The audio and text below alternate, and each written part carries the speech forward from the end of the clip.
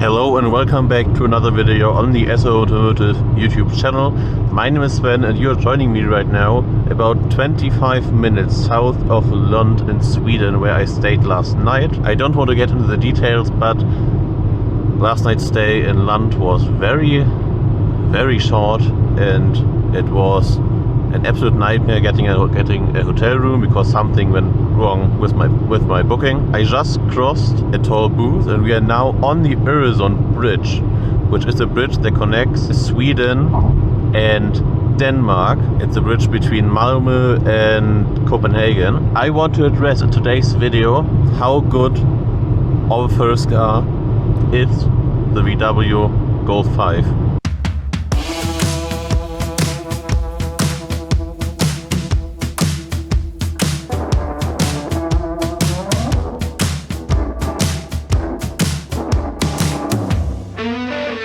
Alright, the first thing I actually want to talk about is just how spacey this car is from inside.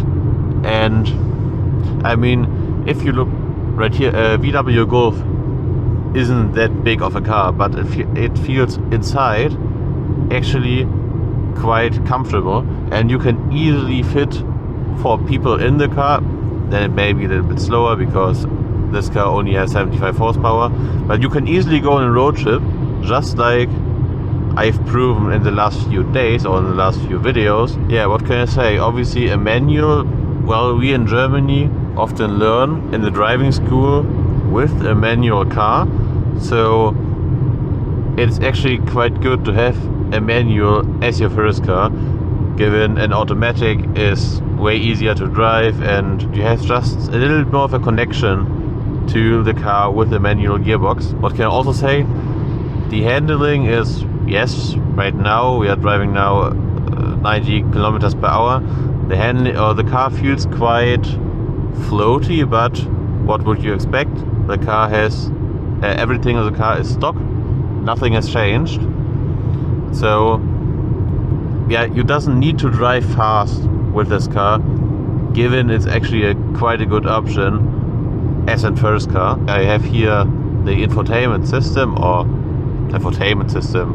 the radio, which actually quite works, and you can connect an FM transmitter with the car, so you can actually hear your Bluetooth and you can charge your phone, just like I'm doing right now. So that's also quite good.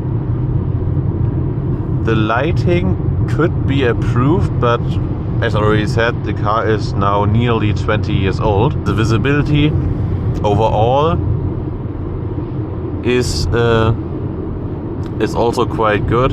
You know, you have those big windows and you can see out the back quite good. There are 2 small blind spots, but nothing major, so you can easily drive in and around town with it. The one thing that the car maybe is lacking is a little bit of power and punchiness, because, well, if you want to overtake someone, it can be quite dangerous, given the car is actually, has next to no power. Another thing I want to talk about is the fuel efficiency of the car. I've driven right now today around 450 kilometers, and the average fuel consumption is 6.7 liter per 100 kilometers, which is actually quite good. I was the last few days in Norway, where the speed limits are very strict and relatively low. I managed to get an average of around 5.4 liter, which is absolutely insane.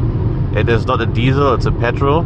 You can actually drive easily long distances with this car, because even though it's slow, but like I've driven yesterday 12 hours from Trondheim to Lund in Sweden. I never felt really tired to the extent that I needed to stop.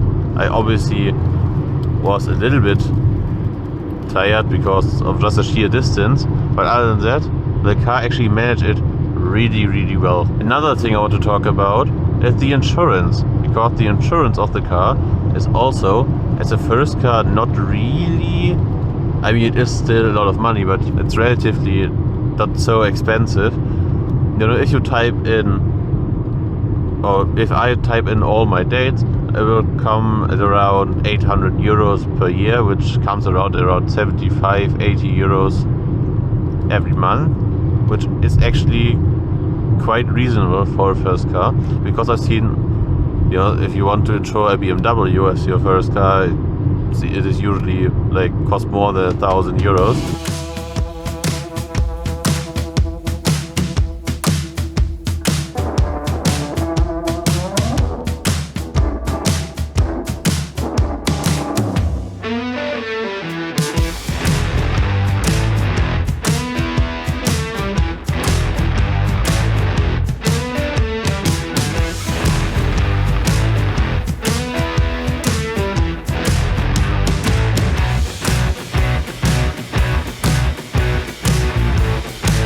Okay, I filled now the car up, and also filling the car up isn't actually that expensive. I mean, it obviously depends on what you want to fuel the car with, like, I don't know, super leaded or unleaded. It wasn't actually that expensive. It cost around, and remember, it's a highway petrol station, so it actually costs a little bit more, around like 85, 90 euros. And it was actually reasonable, actually quite reasonable. I actually think, you know, it obviously depends on how you want your car, but I also think that the VW Golf looks actually quite sleek and under the radar, because there's just so many of them, which is also another point, because given there are so many VW Golfs, there are endless of spare parts. That's why it's actually quite cheap comparatively to repair a VW Golf, because there are just so many of them, which is also another plus point. Another important thing is also the cost to buy this car. You know, as a first car, you often have like a limited budget, so, you know, buying a VW Golf 5, it is actually not that expensive. You know, if you can find a running one for like under 1,000 euros. Alright, here we are after extortionate 3,142 kilometers. We are finally back in Germany after 3 days, and we are now 35 minutes away from my home. So I guess I will call it here.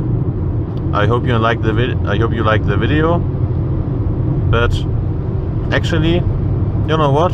I still want to test the top speed a little bit. 155, 160.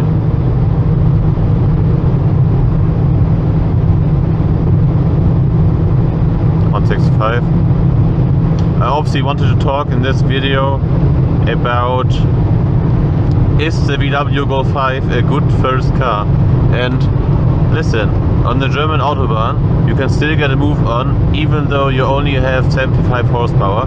I already said that in previous videos, but look, I'm doing right now 167 kilometers per hour, and it's, I mean, yes, it is a little bit loud, but the car does actually still feel very stable. Okay, I don't want to bore you more.